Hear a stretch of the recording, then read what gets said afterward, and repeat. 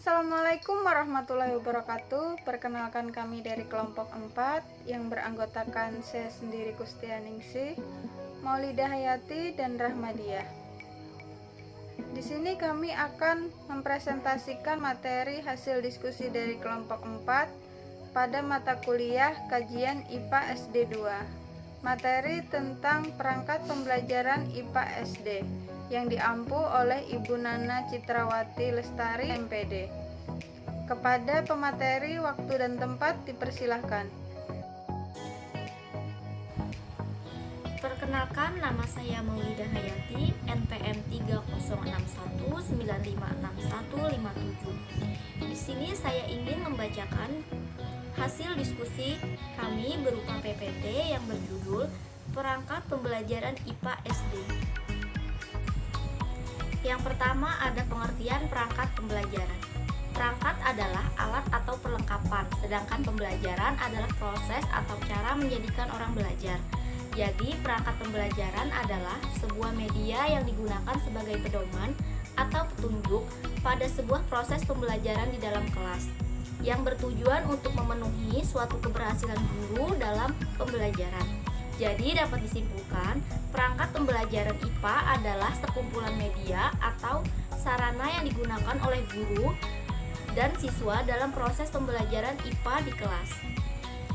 Yang kedua ada jenis-jenis perangkat pembelajaran. Yang pertama ada silabus. Menurut Peraturan Materi Pendidikan dan Kebudayaan Republik Indonesia Nomor 56 Tahun 2013, yaitu tentang standar proses pendidikan dasar dan menengah, menjelaskan bahwa silabus merupakan acuan penyusunan kerangka pembelajaran untuk setiap bahan kajian mata pelajaran, tidak terkecuali pada pembelajaran IPA. Pada mata pembelajaran IPA juga menggunakan acuan pembelajaran ini, yaitu silabus.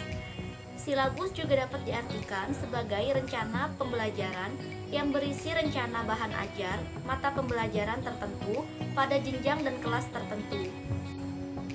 Yang kedua ada rencana pelaksanaan pembelajaran atau RPP.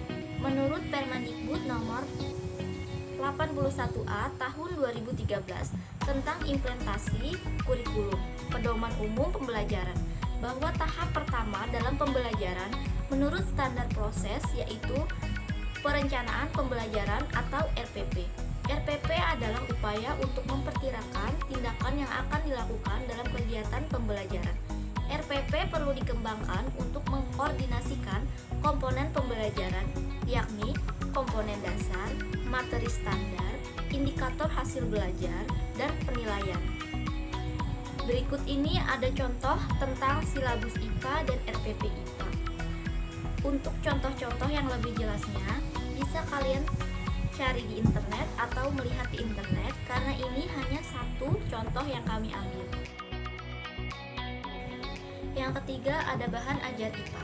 Bahan ajar IPA adalah seperangkat sarana atau alat pembelajaran yang berisikan materi pembelajaran, metode, batasan-batasan, dan cara mengevaluasi yang didesain secara sistematik dan menarik dalam rangka mencapai tujuan yang diharapkan. Pengertian ini menggambarkan bahwa bahan ajar hendaknya disusun sesuai kebutuhan guru dalam mengajar. Berikut metode yang dapat dipakai dalam pembelajaran IPA. Yang pertama ada metode penugasan. Metode penugasan ini guru memberikan tugas kepada murid, harus ada pedoman tugas yang harus dikerjakan murid. Suatu cara interaksi belajar mengajar yang ditandai dengan adanya tugas dari guru untuk dikerjakan siswa. Contohnya memberikan tugas dalam bentuk daftar, sejumlah pertanyaan atau satu perintah yang harus dibahas dengan diskusi atau perlu dicari uraiannya pada buku paket. Untuk pokok bahasan seperti menjawab pertanyaan-pertanyaan mengenai pembelajaran IPA tentang darah dan fungsinya. Yang kedua ada metode diskusi. Metode diskusi adalah metode pembelajaran yang menghadapkan siswa pada suatu permasalahan. Tujuan utama metode ini untuk mencapai suatu permasalahan, menjawab pertanyaan, menambah dan memahami pengetahuan siswa, serta untuk membuat suatu keputusan. Diskusi ini juga merupakan suatu perbandingan mengenai subjek dari berbagai sudut pandang. Yang ketiga ada metode tanya-jawab. Tanya-jawab adalah metode mengajar yang memungkinkan terjadinya komunikasi yang bersifat two-way trip karena pada saat yang sama terjadi dialog antara guru dengan siswa. Metode tanya-jawab dimaksudkan untuk merangsang berpikir siswa dan membimbingnya dalam mencapai atau mendapatkan pengetahuan. Pertanyaan yang diajukan juga bermaksud pula untuk merangsang siswa berpikir atau untuk memperoleh umpan balik. Yang keempat ada metode latihan. Dalam pembelajaran ilmu pengetahuan alam, banyak hal-hal yang perlu dilatihkan, seperti penggunaan mikroskop, penggolongan berbagai jenis hewan dan tanaman dalam pembelajaran biologi, penggunaan ukuran membaca termometer dalam pembelajaran fisika, dan lain sebagainya. Metode latihan bertujuan agar murid menguasai keterampilan melakukan sesuatu dan memiliki keterampilannya yang lebih baik dari apa yang dipelajarinya sebelumnya. Baiklah, selanjutnya metode ceramah. Metode ceramah adalah metode yang paling tradisional, yaitu guru membaca dan murid mendengarkan. Metode ceramah juga sangat ekonomis untuk menyampaikan informasi. Dengan murid yang besar dan bahan yang harus diselesaikan, banyak dapat dilakukan dalam tempo singkat.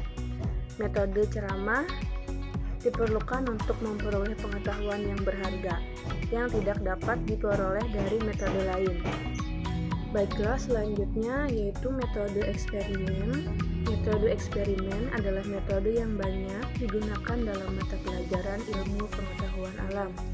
Eksperimen atau percobaan dilakukan tidak selalu harus dilaksanakan di dalam ruangan atau laboratorium, tetapi dapat dilakukan pada alam sekitar.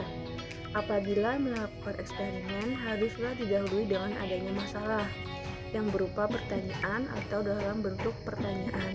Misalnya, betulkah ikan yang hidup dalam air tercemar lekas mati daripada dalam air bebas pencemaran?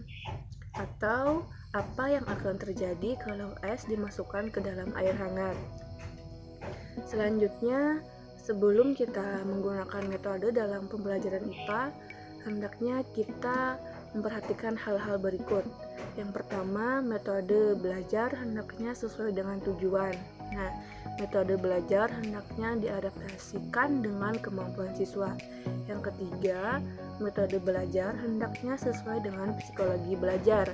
Yang keempat, metode belajar hendaknya disesuaikan dengan bahan pengajaran.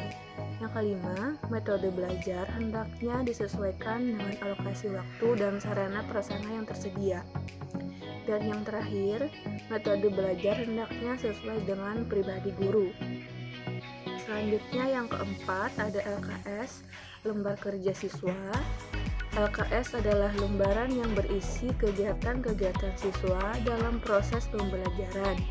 Lembar kerja siswa berisi informasi atau perintah dari guru kepada siswa untuk melakukan sesuatu kegiatan belajar dalam bentuk kerja, praktik, atau bentuk penerapan hasil belajar untuk mencapai sesuatu tujuan. Nah, fungsi LKS adalah menciptakan pembelajaran bermakna, meningkatkan keterlibatan siswa, mengembangkan keterampilan proses, sikap ilmiah, dan meningkatkan minat siswa terhadap lingkungan sekitarnya dan dalam pembelajaran. Selanjutnya, C. Kualitas perangkat pembelajaran. Nah, kualitas pembelajaran adalah ukuran kelayakan perangkat pembelajaran yang didasarkan pada kualitas model materi tertuang pada buku ajar, model strategi tertuang pada rencana pelaksanaan pembelajaran, kualitas model evaluasi tertuang pada kualitas LKM, dan kualitas sosial tes. Yang D ada manfaat perangkat pembelajaran bagi guru. Nah, yang pertama, manfaat yang pertama, perangkat pembelajaran sebagai panduan. Perangkat pembelajaran adalah sebagai panduan atau pemberi arah bagi seorang guru. Hal tersebut penting karena proses pembelajaran adalah sesuatu yang sistematis dan terpola. 2. Perangkat pembelajaran sebagai tolak ukur. Guru dapat mengevaluasi dirinya sejauh mana perangkat pembelajaran yang telah dirancang teraplikasi di dalam kelas. Evaluasi tersebut penting untuk terus meningkatkan profesionalisme seorang guru. Terus yang ketiga, perangkat pembelajaran sebagai peningkatan profesionalisme. Nah, perangkat pembelajaran tidak hanya sebagai kelengkapan administrasi, tetapi juga sebagai media pangkat profesionalisme seorang guru harus menggunakan dan mengembangkan perangkat pembelajaran lewat perangkatnya.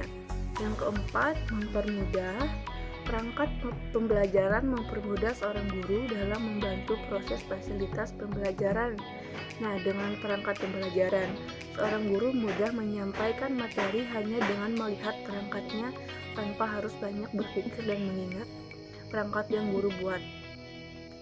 Nah, jadi kesimpulannya dari PPT ini, dari penjelasan di atas dapat disimpulkan, perangkat pembelajaran IPA adalah serangkaian media atau sarana yang digunakan dan dipersiapkan oleh guru dan siswa dalam proses pembelajaran IPA di kelas. Dan kita sebagai calon guru hendaknya perlu mengetahui strategi apa yang akan dipakai sebelum memasuki ruang kelas. Dan dengan adanya perangkat pembelajaran ini dapat mempermudah guru dan sebagai panduan perangkat pembelajaran atau memberi arah bagi seorang guru dan perangkat pembelajaran sebagai tolak ukur guru dan dapat mengevaluasi dirinya sendiri sejauh mana perangkat pembelajaran yang telah dirancang teraplikasi di dalam kelas. Demikian presentasi dari kelompok 4, semoga dapat menambah wawasan dan pengetahuan kita. Saya akhiri, billahi taufiq wal hidayah. Wassalamualaikum warahmatullahi wabarakatuh.